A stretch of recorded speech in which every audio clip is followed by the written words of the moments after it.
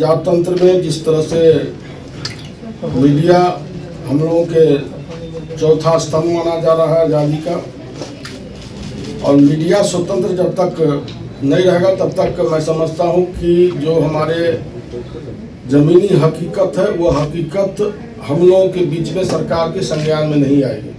इसलिए हम लोग हमेशा कोशिश करते हैं कि मीडिया की आज़ादी पर कोई प्रभाव न पड़े। हम लोग हमेशा कोशिश करते रहते हैं। आज ही के दिन इसीलिए 1966 में प्रेस की स्वतंत्रता की सशक्त बनाने और उसकी गुणवत्ता बनाए रखने के उद्देश्य से प्रेस काउंसिल ऑफ इंडिया की स्थापना की गई थी। यह अर्थ न्यायिक संस्था के रूप में कार्य करती है जो पत्रकारिता के मानकों को ऊंचे स्तर पर बनाए रखने में सहायक है। साथियों, आज का समय बहुत ही चुनौतीपूर्ण एवं मीडिया को आज डिजिटल क्रांति, फेक न्यूज और बढ़ते सूचना विस्फोटक जैसे समस्याओं को सामना करना पड़ रहा है। इस वर्ष के राष्ट्रीय प्रेस दिवस का विषय प्रेस की बदलती प्रकृति, इन सभी पहलुओं पर गहराई से विचार करने का अवसर देता है। डिजिटल मीडिया ने सूचनाओं को जन जन तक पलक झपकते ही पहुंचाने का काम किया है, लेकिन इससे सूचनाओं की गुणवत्ता और सत्ता पर संदेह उठना चालू हुआ है। बिहार की धरती पर पत्रकारिता का एक समृद्ध इतिहास रहा है। यह भूमि स्वतंत्रता संग्राम में अग्रणी भूमिका निभाने वाले पत्रकारों को और संपादकों को कर्म भूमि रही है। हमारे बिहार के पत्रकारों ने हमेशा समाज के कमजोर वर्गों के आवाज़ की प्रमुखता दी है, सत्यनिष्ठा के साथ अपने कर्तव्यों का निर्वहन किया है।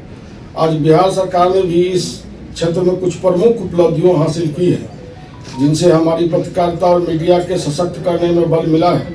बिहार सरकार ने राज्य में पत्रकारों के हितों की सुरक्षा के लिए कई ठोस कदम उठाए हैं। पत्रकारों को स्वास्थ्य सुरक्षा को ध्यान में रखते हुए पत्रकार बीमा संचालित है, जिससे पत्रकारों और उनके परिवारों को सामाजिक और आर्थिक सुरक्षा मिल सके। इसके अलावा राज्य में डिजिटल मीडिया के प्रसार को देखते हुए बिहार सरकार नई सोशल मीडिया ऑनलाइन मीडिया नियमावली अधिसूचित किया गया है। बिहार के दूर दराज के गांवों तक सरकारी नीतियों, योजनाओं और उपलब्धियों को पहुंचाने का कार्य मीडिया ने बेहद सफलतापूर्वक किया है। इसके लिए राज्य में स्थानीय भाषा और डिजिटल माध्यमों का उपयोग बढ़ाया है, ताकि हर वर्ग तक सटीक और प्रभावी जानकारी पहुंच सके। शिक्षा के क्षेत्र में भी बिहार सरकार के प्रयासों को मीडिया ने जन जन तक पहुंचाया है, जिससे राज्य में शिक्षा के प्रति जागरूकता बढ़ी है। सरकार की महत्वाकांक्षा योजनाओं जैसे 7 निश्चय और हर घर नल जल, पक्की सड़क जैसी परियोजनाओं की सफलता में मीडिया की महत्वपूर्ण भूमिका रही है। पत्रकारों ने इन योजनाओं को जनता तक पहुंचाया है, जिससे पारदर्शिता बनी है और लोग जागरूकता होते रहे हैं। बिहार के पत्रकार और मीडिया संस्थान न केवल बल्कि पूरे देश के लिए आदर्श है। उन्होंने बिहार के विकास की गाथा के देश दुनिया तक पहुंचाया है, चाहे वह बिहार म्यूजियम की स्थापना हो, विश्व स्तरीय कन्वेंशन की बात हो। साथियों, मीडिया की मैं चूँकि धरातल पर जमीन पर रहता हूँ और चूँकि मैं भी 20 वर्षों से लगातार लोकसभा और विधानसभा का प्रतिनिधित्व किया हूँ, 10 वर्षों से लगभग मंत्री के पद पर हूँ। लेकिन मीडिया, इलेक्ट्रॉनिक मीडिया और प्रिंट मीडिया के साथ भी बहुत बड़ी कठिनाई यह होती है कि यदि सच्चाई वह यदि लिखते हैं तो कुछ असामाजिक तत्व होते हैं, वह भी उन पर टीका टिप्पणी और अन्य तरह के उनको हानि पहुंचाने की कोशिश करते हैं। तो सरकार के संज्ञान में सारी की सारी बातें हैं। और जहाँ तक सोशल मीडिया की बातें हैं, तो सोशल मीडिया ने इस कदर से जो आजकल के जो बच्चे हैं, इस तरह से मोबाइल पर टीका टिप्पणी ऐसे गंदी हरकतें करते रहते हैं, जिससे कि काफ़ी कठिनाई होती है और ख़ास करके बच्चा के लिए। कमलकांत साहब जी ने बहुत ही अच्छी बात कही कि भारत सरकार और बिहार सरकार को इस पर जरूर कोई न कोई कानून बनाना चाहिए, नियम बनाना चाहिए। तो मैं आपको इस प्रेस काउंसिल के प्रेस के बैठक में और राष्ट्रीय प्रेस दिवस के शुभ अवसर पर मैं आपको विश्वास दिलाना चाहता हूँ, चूँकि प्रजातंत्र तभी स्वच्छ रह पाएगा जब तक इलेक्ट्रॉनिक मीडिया, प्रिंट मीडिया के साथ ही जब तक संज्ञान में सारे के सारे सच्चाई संज्ञान में सरकार को नहीं दी, तब तक मैं समझता हूँ स्वच्छ नहीं रह पाएगी सरकार। तो प्रजातंत्र किस तरह से कायम रहे, प्रजातंत्र कितनी कठिनाइयों से हमारे पूर्वजों ने प्राप्त करने का काम किया है, उस प्रजातंत्र को हम जिंदा किस तरह से रखें, इसमें महत्वपूर्ण भूमिका मैं समझता हूँ प्रेस के लोगों का है, इलेक्ट्रॉनिक मीडिया और प्रिंट मीडिया के लोगों के। जो परोसते हैं वही आम जनता देखती है। इसलिए मैं आग्रह करूंगा इलेक्ट्रॉनिक प्रिंट मीडिया के साथ तो सच्चाई काम करने के लिए कठिनाई जरूर होती है, लेकिन हमेशा सच्चाई को आगे बढ़ाने की कोशिश। मीना झा जी ने बताया कि अब इंटरनेट का युग है, सोशल मीडिया का युग है।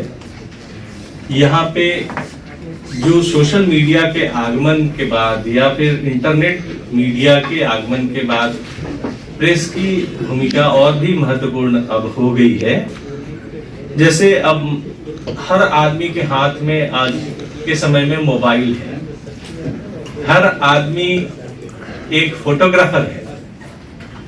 कोई भी इवेंट होता है, कोई भी घटना होती है, तो हर आदमी वहां पे मीडिया की भूमिका निभाना चाहता है। सारे इवेंट को रिकॉर्ड कर लेता है, उसको इंटरनेट मीडिया पे वायरल कर देता है।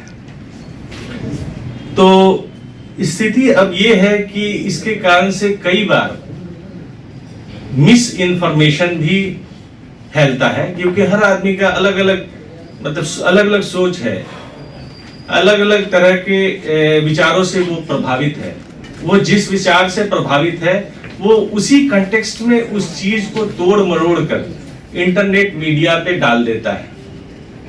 अब इसमें आपकी भूमिका बहुत महत्वपूर्ण है, क्योंकि आप पुराने हैं, आप प्रेस आप जिम्मेवार हैं, तो आप उस मिस इन्फॉर्मेशन को दूर करने का भी काम करते हैं। तो ये आपकी भूमिका है कि वो सारा मिस इन्फॉर्मेशन जो डाला जा रहा है आज के समय में सोशल मीडिया पे, उसको आप दूर करें।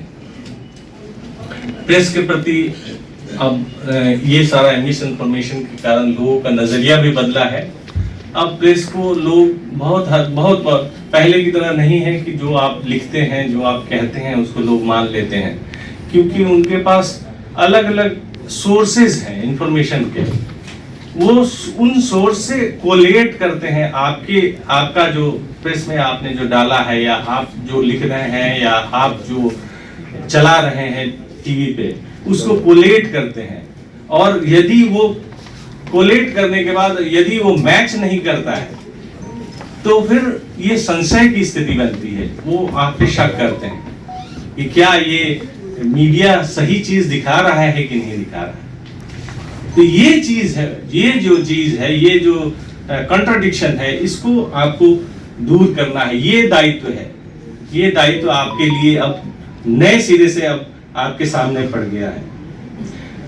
कई बार फील्ड में भी रहा हूं, कई बार ऐसा हुआ है कि जैसे कोई कम्युनल वायलेंस हो गया, तो वैसी स्थिति में हम लोग मीडिया की ओर देखते थे। जैसे मैं अगर एसडीएम था तो मैं मीडिया की ओर देखता था, उनसे कहता था कि ये जो कम्युनल वायलेंस है, ये कम्युनल वायलेंस को किस तरह से कम किया जाए, लार्जर पब्लिक इंटरेस्ट में, सोसाइटी के इंटरेस्ट में, इसको किस तरह से हम लोग टोन डाउन कर सकते हैं उस इंफॉर्मेशन को। तो वो इंफॉर्मेशन को टोन डाउन करने के लिए मीडिया का सहारा लेते थे, और उसमें बहुत फायदा भी होता था। आप लोगों ने काफी मदद भी की है हम लोगों को। तो ये सारी चीजें हैं। ये एक और बात मैं कहता हूं कि एक चीज और है कि अर्ध सत्य भी नहीं चलना चाहिए, सत्य ही हो। अब महाभारत काल में एक ही अर्ध सत्य आपको युधिष्ठिर ने कहा, अश्वत्थामा हतो नरो वा कुंजरो।